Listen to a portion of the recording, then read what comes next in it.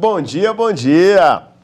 Bom dia para quem acabou de chegar agora, né, professor? Sim, claro, porque nós estamos na nossa terceira aula. Só recapitulando, foi matemática, né, nós tivemos a nossa aula de química, né, com a professora Cássia, e agora estou com o professor de biologia já aqui. O professor Glauber já está posicionado aqui comigo já, beleza? Segura aí.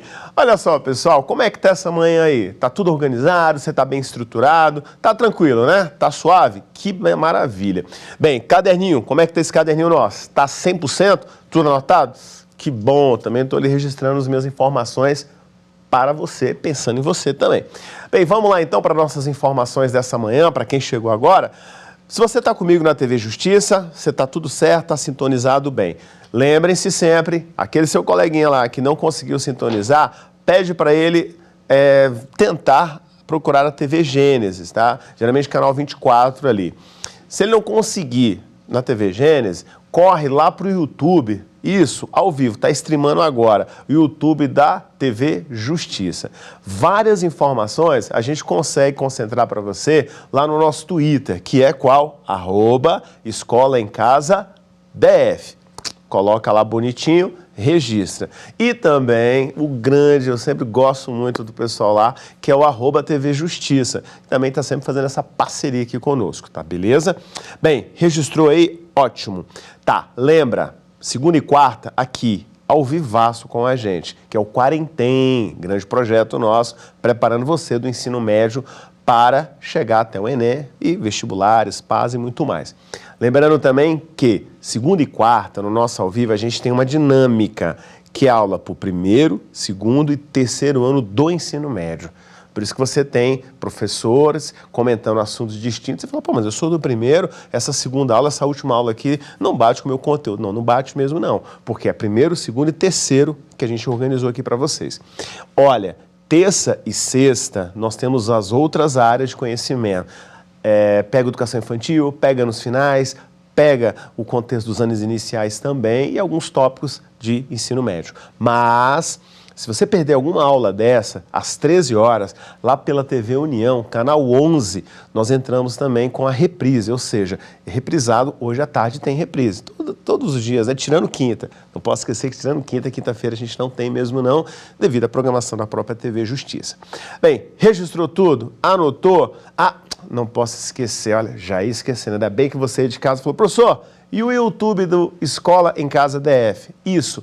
Entra lá também, que nós estamos com as aulas anteriores lá para vocês. Só lembrando que, já peço desculpa logo de antemão, as aulas, elas não subiram todas devido a essa questão da Covid.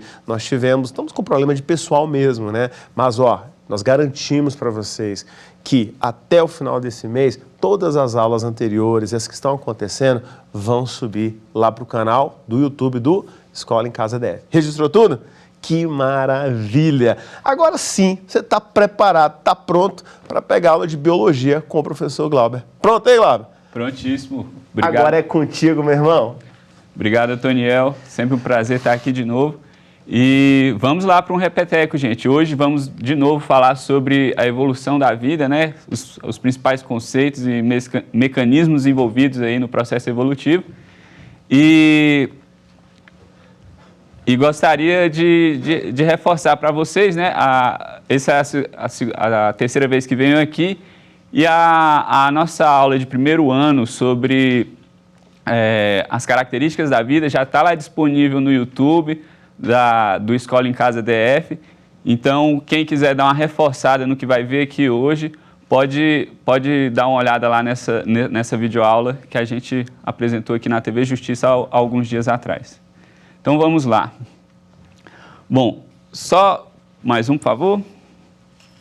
Só para a gente se situar, né, o que a gente vai falar aqui nessa aula hoje. Vamos apresentar para vocês aí o que é a evolução, né? Esse assunto tão falado aí quando a gente fala de biologia e até de ciência em geral, né? Às vezes polêmico, às vezes muito interessante e intrigador.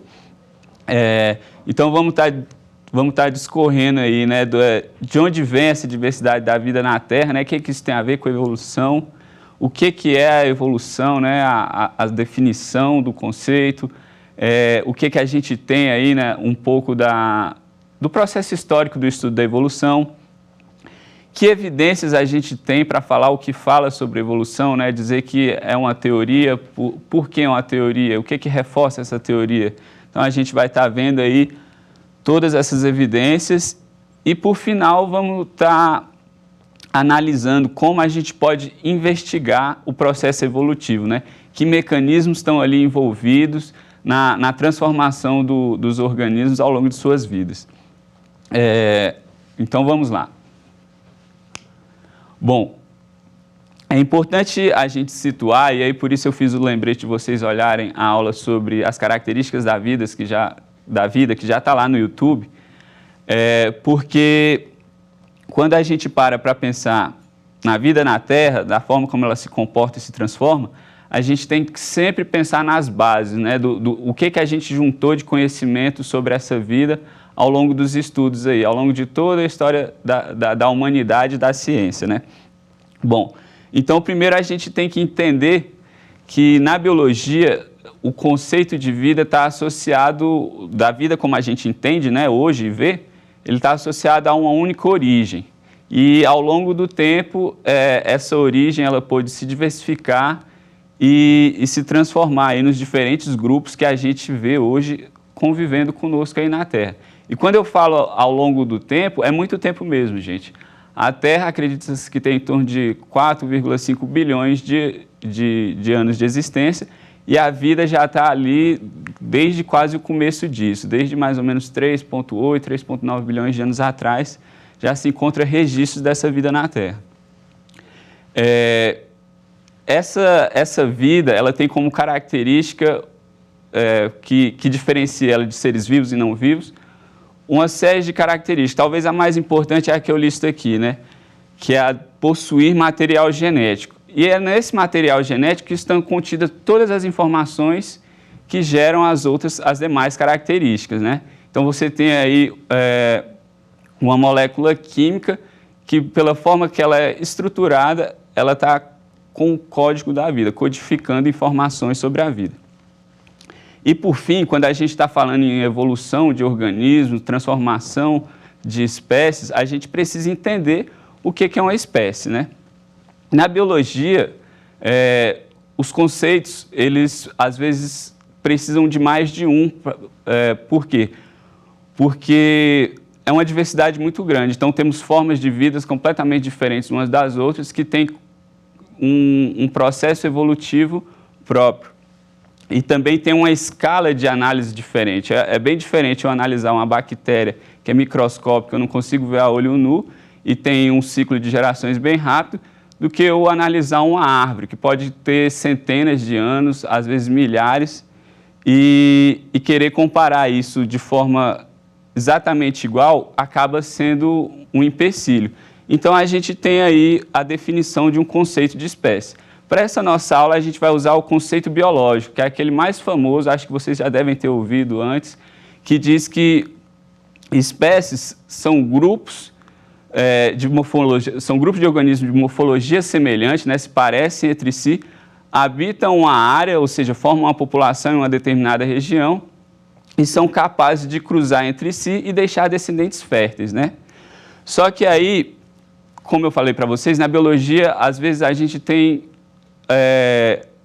exceções, né? Essa definição ela não se aplica a todos os casos que a gente observa na natureza. E aqui eu trouxe o exemplo das salamandras que ocorrem aí na costa oeste dos Estados Unidos, ali na região sul da Califórnia, do gênero Ensatina. Essas salamandras, elas são todas do mesmo grupo de espécies, né? Ensatina scotus. E só que a gente observa uma diferença na sua morfologia, né? Então temos diferentes padrões de coloração e diferentes áreas que esses padrões de coloração estão ocupando aí nessa região. Em alguns casos, essas espécies, essas subespécies, né, dessa salamandra, elas hibridizam entre si.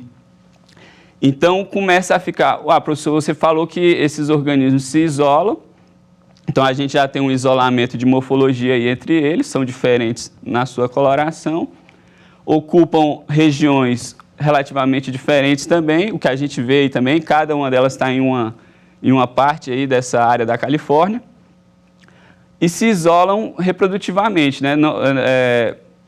Não se cruzam entre si, mas aqui a gente está vendo que elas se cruzam. Então, esse é um exemplo de exceção. E a gente consegue ir mais além, né? Essa última espécie aqui da ponta, esses dois grupos, eles também são do mesmo grupo de espécies, já apresentam a diferença morfológica e também estão apresentando aí um isolamento reprodutivo. De todo esse grupo de espécies, esses dois últimos aí mais embaixo são as que não geram híbridos aí na área que elas ocorrem em conjunto. Então, seria como se a gente estivesse acompanhando um processo de diferenciação de duas novas espécies, né? Ou mais espécies aí. Então, cuidado, os conceitos na biologia são extremamente importantes, mas é sempre bom a gente reforçar que algumas exceções existem. Adiante, por favor. Bom, então de onde vem essa diversidade da vida na Terra, né? Quantas espécies existem, quantas já existiram, quantas vão existir, né? Essa pergunta, ela é uma incógnita porque nós não temos a capacidade não somos onipresentes, né? Não conseguimos estar no lugar onde todos os organismos estão, ver exatamente a diferença deles. Mas a gente consegue ter uma ideia. Adiante, por favor. Mais um, por favor.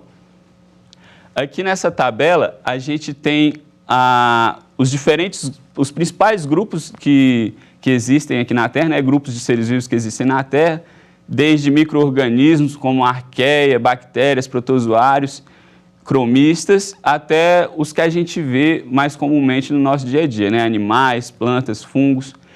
Aqui na segunda coluna, nós temos um número de todas as espécies catalogadas desses respectivos grupos. Isso seja na superfície terrestre, seja nos oceanos. Vejam só, esses números chegam em torno, se a gente soma todos eles, em torno de 1,4 milhões de seres vivos catalogados, que a gente tem conhecimentos, deu um nome para esse organismo. Mas as estimativas de coleta desses locais, seja em ambientes aquáticos ou terrestres, a gente consegue fazer predições de quanto ainda falta para a gente descobrir, né? E quando a gente compara o que se tem catalogado e o que se tem como previsto, né, predito de toda essa diversidade na Terra, a gente vê que falta muito ainda para a gente conhecer da vida no planeta, né? Então, aqui do lado, eu trouxe representações desses principais grupos e a gente vê que, embora todos esses organismos compartilhem uma única origem, compartilhem as mesmas características básicas, né? A gente vê, claro, que tem muitas diferenças só de bater o olho, mas as características básicas deles são as mesmas. Tem material genético, tem metabolismo e, ao mesmo tempo, essa grande diversidade de formas, né? Mais um, por favor. E quanto de vida já existiu, né? Bom, isso a gente também a gente consegue estimar quanto ainda tem para a gente conhecer e consegue estimar também quanto já existiu por aqui, né? E essas estimativas, elas nos levam que cerca de 99% de toda a vida que já teve na Terra, ela já deixou de existir. Falei para vocês, né?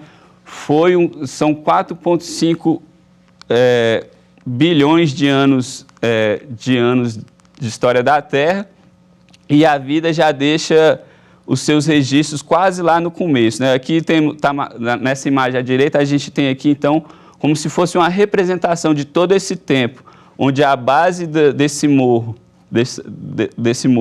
seria o início da Terra e as diferentes cores representando diferentes períodos aí da história da Terra, né? Então, períodos aqui no Mesozoico, por exemplo, onde os dinossauros existiram aí na face da Terra e outros organismos, aqui o início da vida com micro-organismos e formas de animais menos complexas, por assim dizer, né?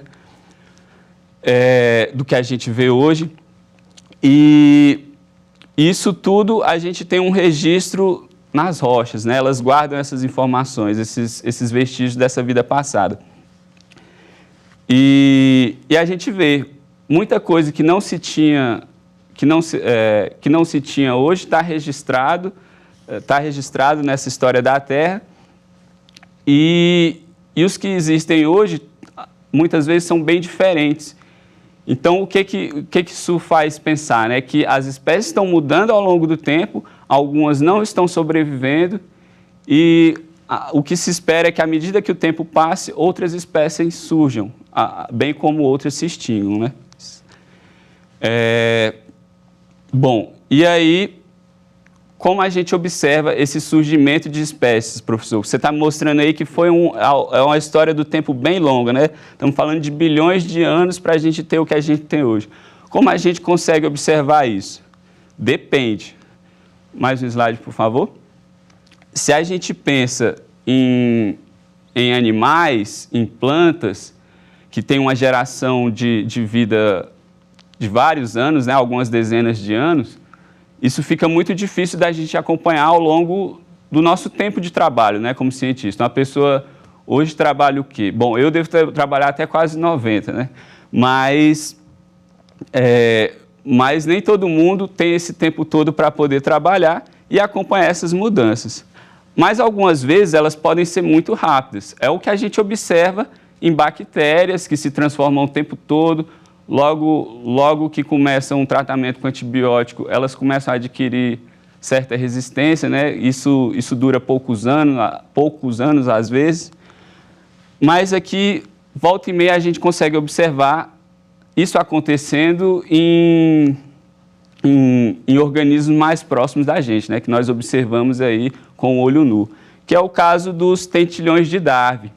Esses tentilhões, essas espécies de aves, elas são famosas porque foi a partir da observação delas e que Darwin teve as ideias para propor a sua teoria evolucionista, né? E hoje, essas aves ainda são estudadas por novos cientistas e tem sido observado, né, nesses arquipélagos de Galápagos, aí, né, na costa do Pacífico da América do Sul, um evento, uma nova especiação acontecendo nessas ilhas, né?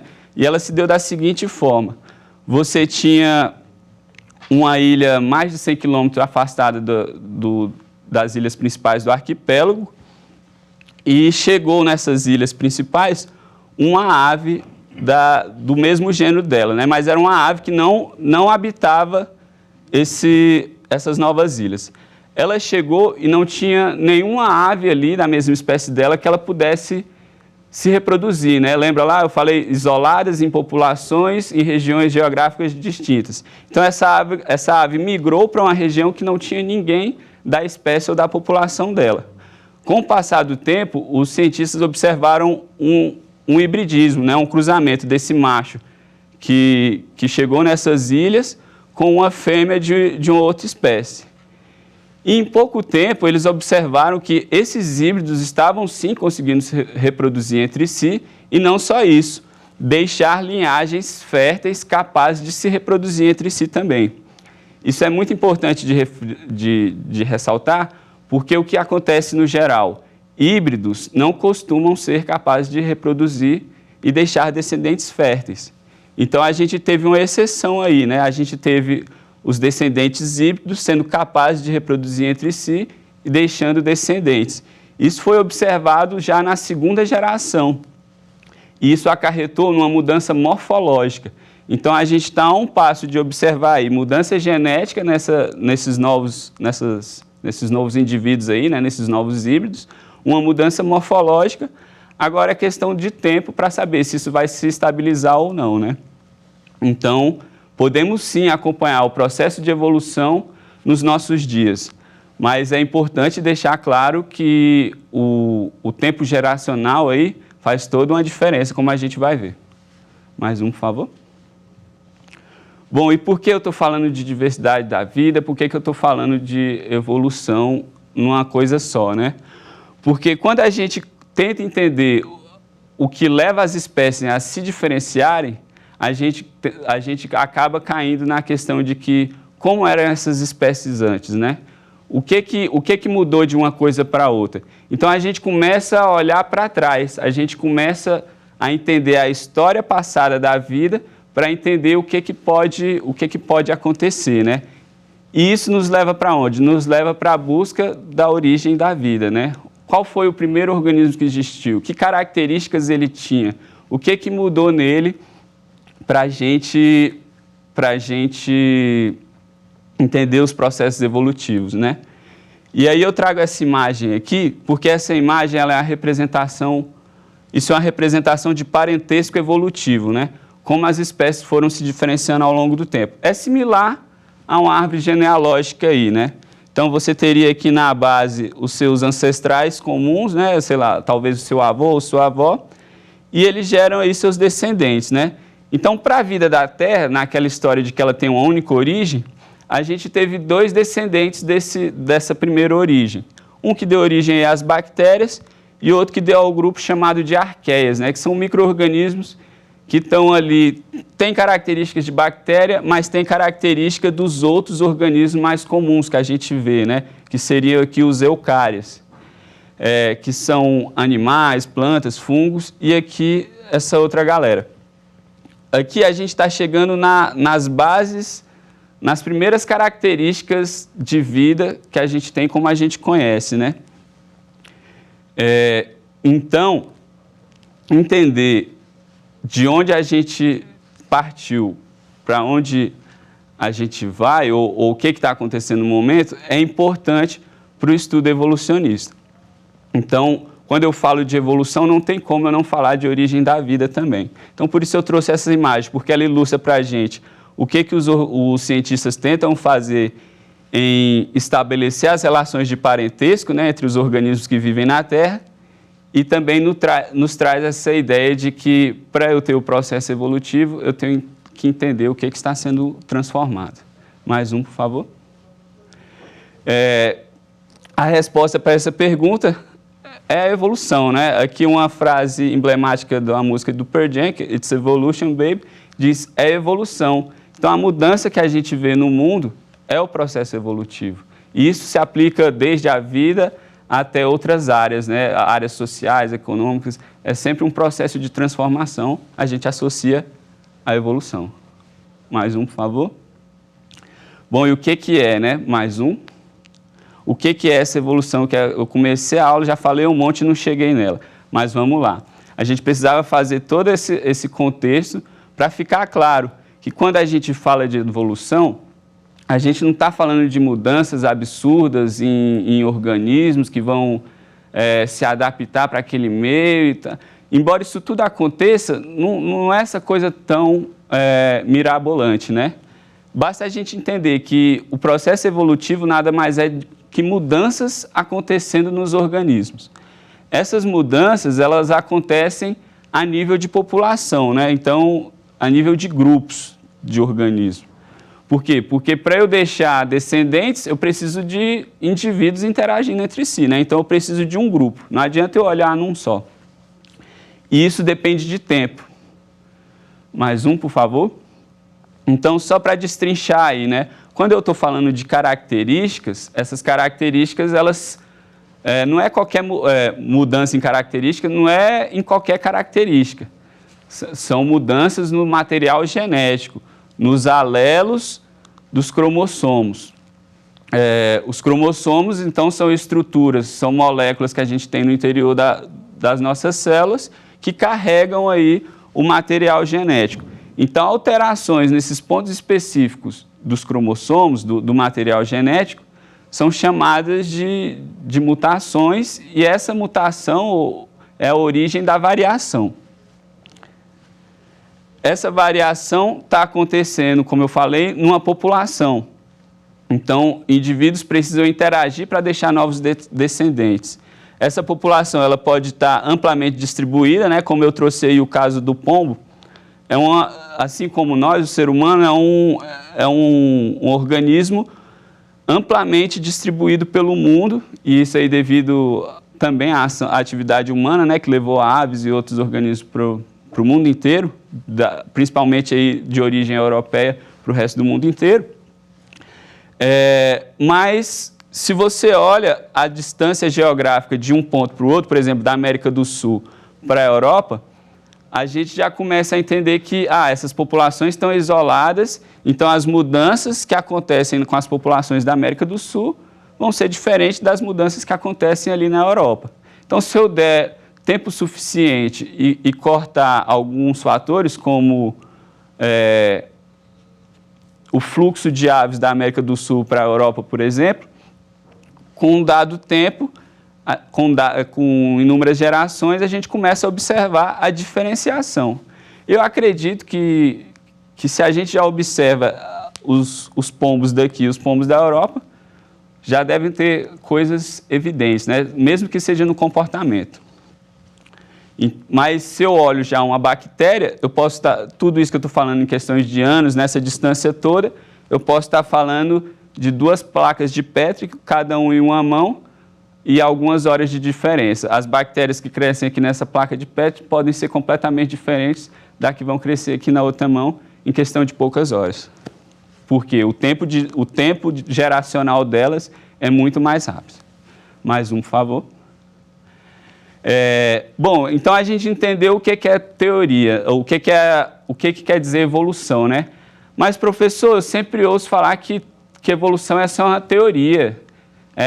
Teoria não é algo só no campo das ideias, não tem que ser um fato? Bom, a evolução é um fato. A forma como a gente explica o processo evolutivo, aí sim, aí depende de teorias. Por quê? Porque a gente tem que conceituar, né, gente? A gente tem que fundamentar as ideias. Só que, para eu fundamentar essas ideias, eu vou precisando de explicações. A gente tem todas as explicações da vida? Ainda não. Então, as tentativas de explicações é que a gente chama de teoria. Por quê? Porque para comprovar se uma explicação é boa o suficiente, eu preciso de tempo para observar as coisas acontecerem assim como está sendo explicado. Eu preciso de evidências, né? Então, não basta eu ficar lá só parado olhando a coisa acontecer. Eu preciso da evidência, eu preciso do fato concreto ali para registrar. Então, há essa diferença. Quando eu estou falando de evolução, eu estou falando de um fato, da mudança que acontece. Mas quando eu falo de teorias evolucionistas, eu estou falando das possíveis explicações.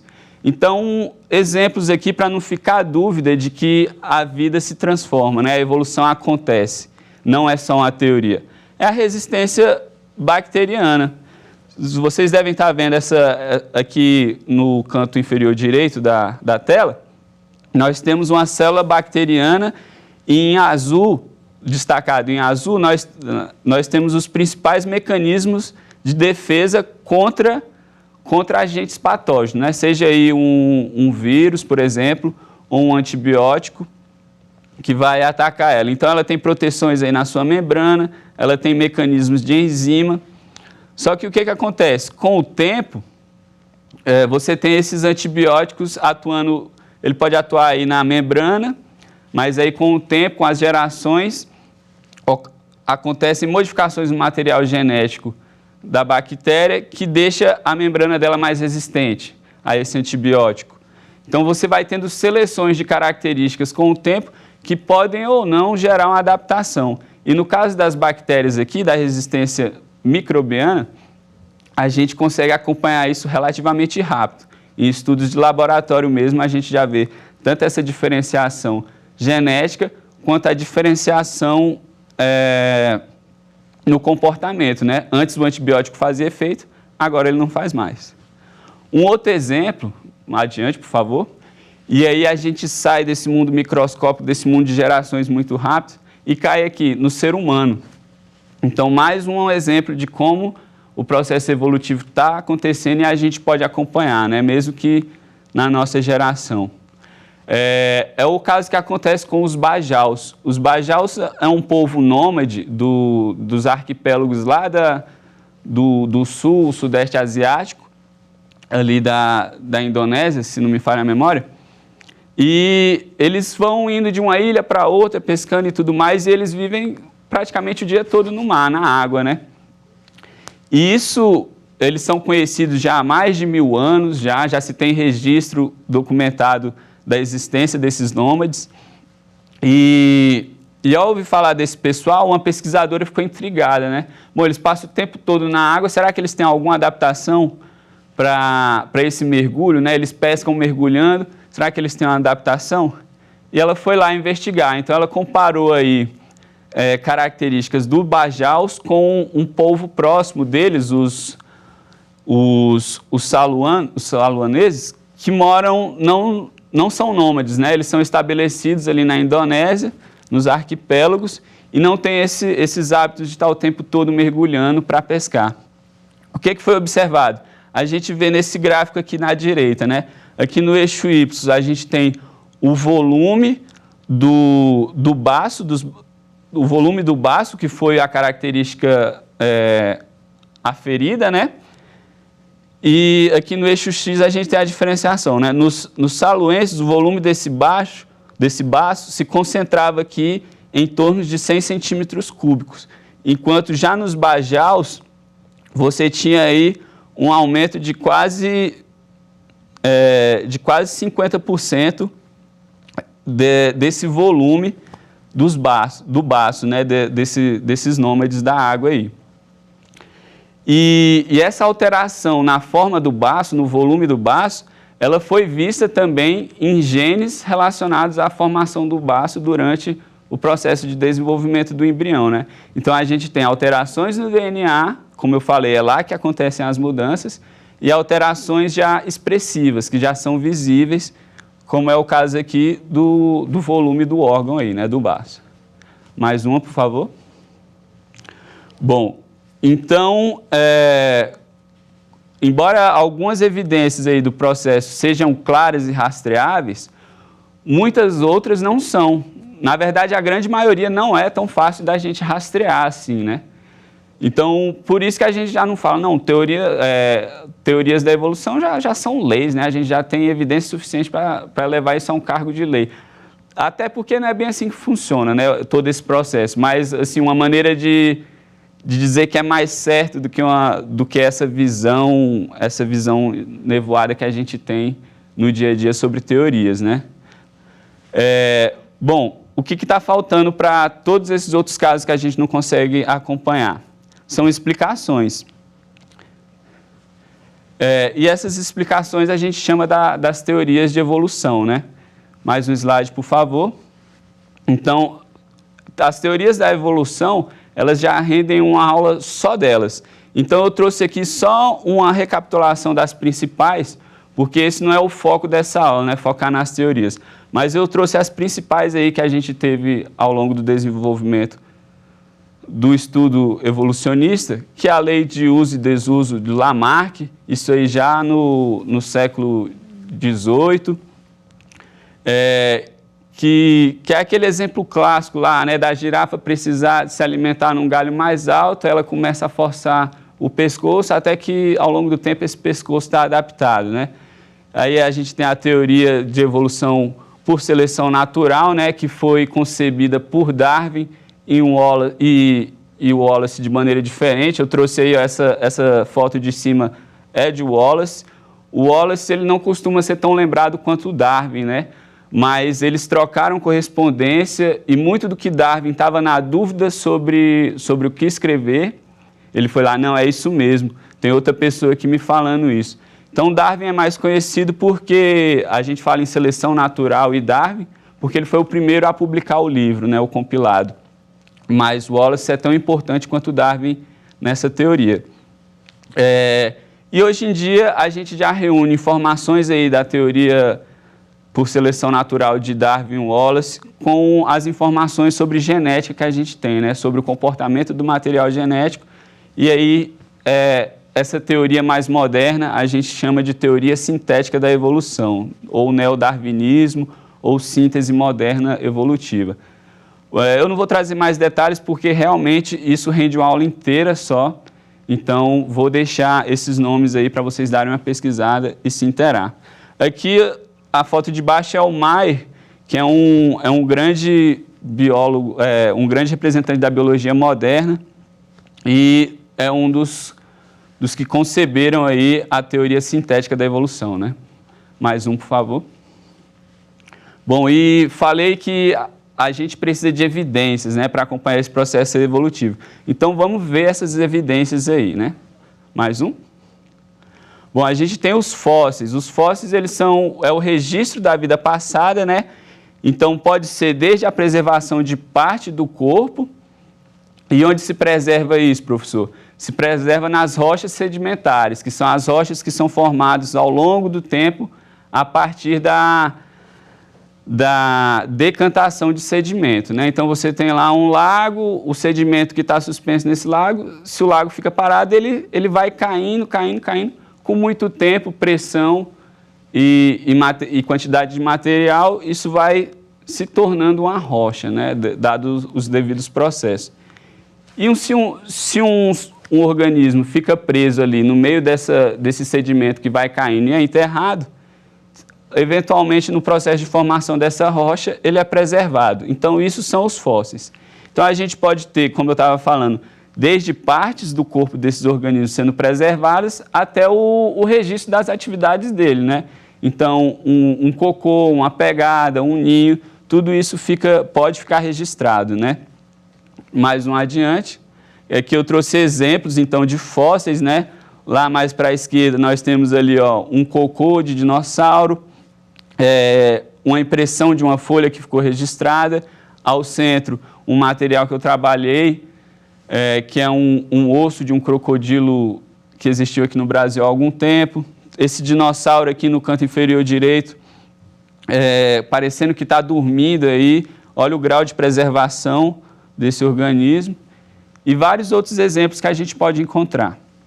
Então, seria o registro físico do que foi a vida no passado, né? Essa é uma evidência que a gente tem de que os organismos estão mudando. Mais um. Bom, a gente tem as homologias e analogias também, né? Que são o quê? São as formas que a gente observa que ao longo do processo de transformação da vida, esses organismos diferentes entre si, eles resolveram os mesmos problemas de maneira semelhante, e aí a gente tem a analogia, né?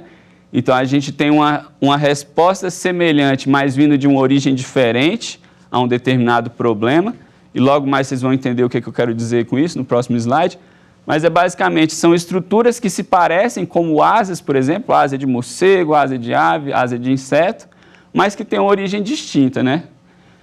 E há as homologias, que pega essa ideia, só que a resposta é diferente, mas a origem é a mesma. Então, eu trouxe aqui, ó, os mesmos ossos no braço do humano, do cão, da ave e da baleia estão representados pelas mesmas cores. Mas olha a diferença na forma desses ossos, né? Então, a mão de uma baleia, ela foi modificada numa forma de remo, digamos assim. O braço da ave perdeu os dedos, a maioria dos dedos, para se transformar numa asa, né? E por aí vai. Mais um, por favor. Aqui nas analogias, a gente vê, a gente não consegue acompanhar essa modificação anatômica, né? Você não vê um órgão de mesma origem se transformando, mas você vê órgãos semelhantes de uma origem parecida. Então, o caso aqui das asas, ó, embora tenhamos os mesmos ossos, a forma como essa asa se forma, ela é diferente, seja aí no pterossauro, onde ela está acoplada principalmente ao dedo anelar, né?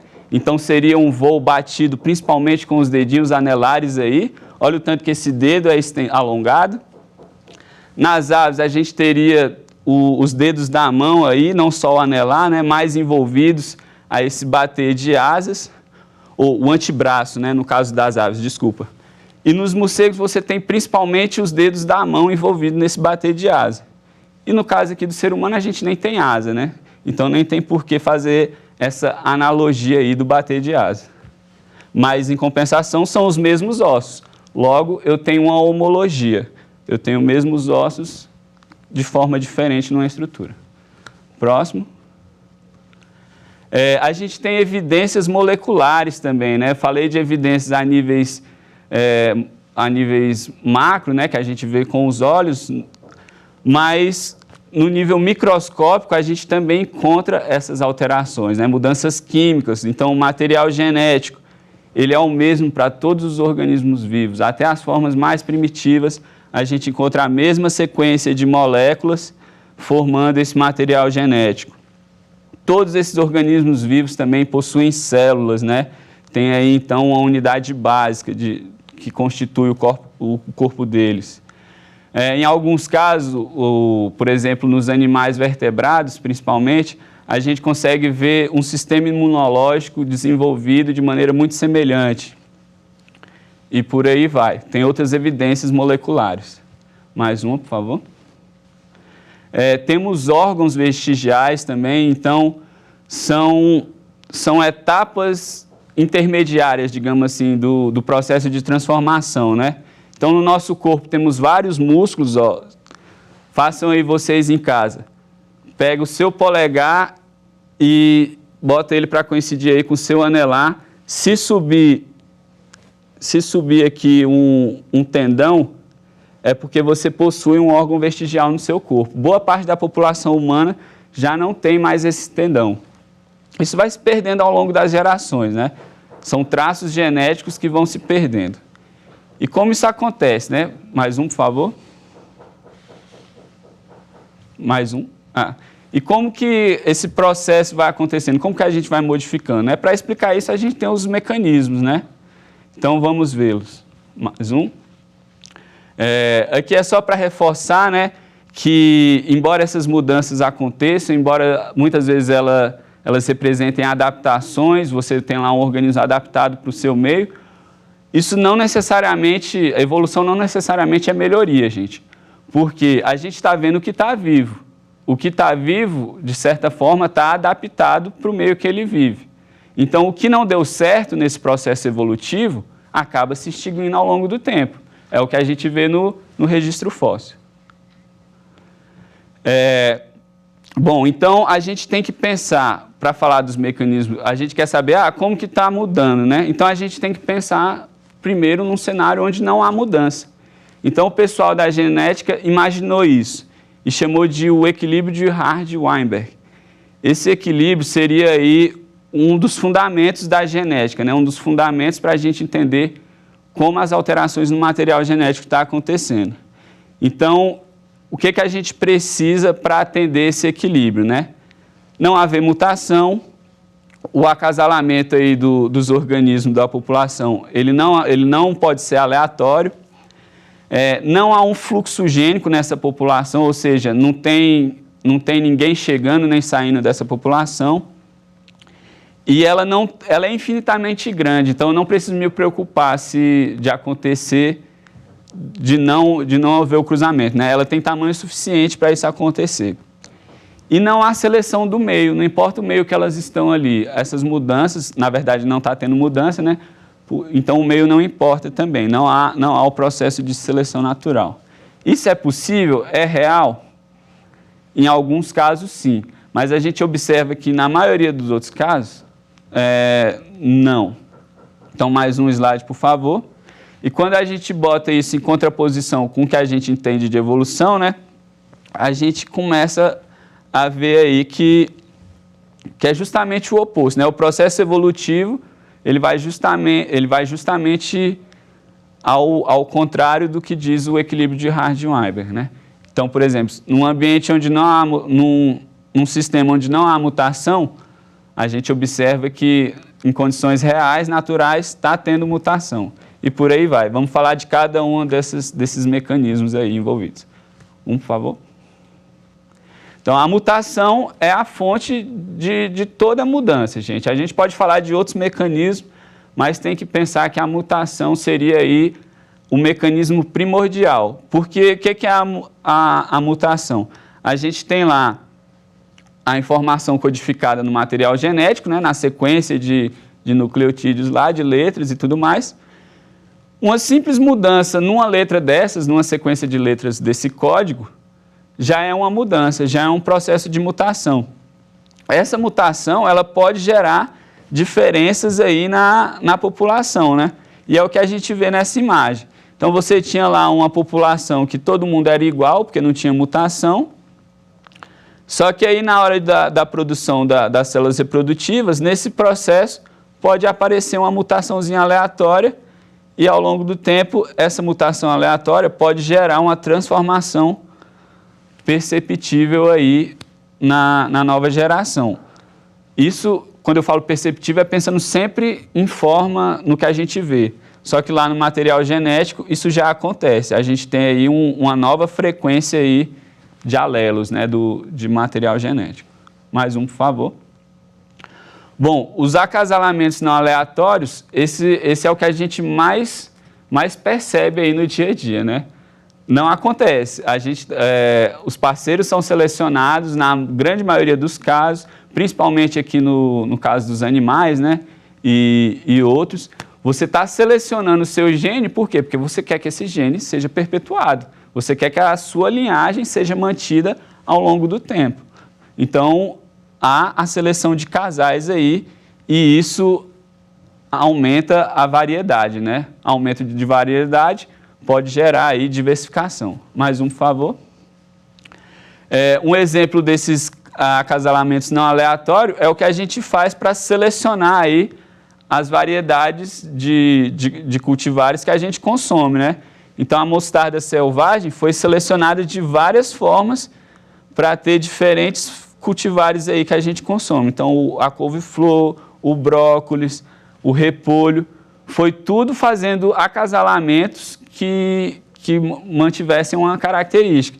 Então, por exemplo, para a gente ter o brócolis, o pessoal suprimiu o desenvolvimento de flor e acasalou. Então, aquelas plantas que estavam crescendo com flores suprimidas, eles botaram para cruzar entre si e aí foi gerando a linhagem semelhante ao brócolis. Assim como outras características, através de acasalamentos selecionados, né? Seleção artificial aí no caso.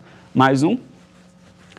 A gente tem o fluxo gênico, trazendo, então, eu estava lá dando aquele exemplo dos pombos, né? Que são todos parecidos porque ainda há um fluxo aí mesmo da Europa aqui para a América do Sul. Esse fluxo gênico é o que leva características genéticas de uma população para outra. E tem barreiras nisso, né? Nem todo mundo que sai de um lugar consegue chegar. Então, está representado aí esse morrinho que a gente tem no fluxo, né? Na migração. Mais um, por favor. Um exemplo disso que a gente tem a grande diversidade do povo brasileiro, né? Vários momentos de migração de outros países para cá, os povos originários também, tem essa miscigenação, tem aí o Brasil teve um grande aporte aí de fluxo gênico, né?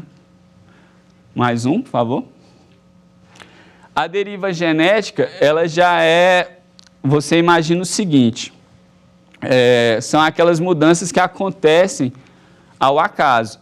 Então, você tem lá, a gente seleciona os cruzamentos, então, os acasalamentos.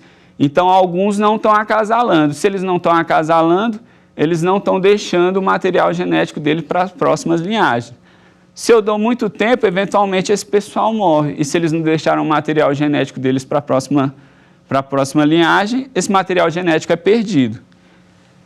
E o mesmo acontece se eu cruzo muito eles, né? Eu começo a ter o que a gente vê aqui, ó, mais um, por favor, que é o que aconteceu ao longo aí dos eventos de extinção, né? A gente teve aí a mortandade de vários animais, por exemplo, pegar nesse ponto aqui. Aqui a gente tem a idade, né? O tempo, né? Vindo lá do passado até o presente. Em algum momento da história da Terra, a gente teve eventos onde houve uma grande mortandade de animais ou organismos. Morrendo esse tanto, fica apenas um grupo, como eu posso dizer, uma população de genes limitada. E essa população de genes limitada que vai dar origem às novas linhagens, né? Então, a gente teve um evento de deriva gênica que reduziu e depois disso a gente vai ter um evento de deriva gênica que vai diversificar essa população. Mais um, por favor. Por fim, né, o último mecanismo que a gente trouxe, que é o da seleção natural, talvez aí o mais conhecido por vocês, que nos fala que quando um alelo se estabiliza as condições do meio, né, por exemplo, você está tendo ali um ambiente, igual eu trouxe na imagem, né, você tem um ambiente de rochas escuras e você tem besouro cinza claro. Esse besouro cinza claro, ele se destaca ali naquela paisagem, né? naquele ambiente escuro. Então, ele pode ser predado com mais facilidade e não vai deixar os seus genes adiante. Já os que são escuros vão deixar seus genes adiantes. E um desses genes é o que garante essa coloração mais adaptada para eles, né?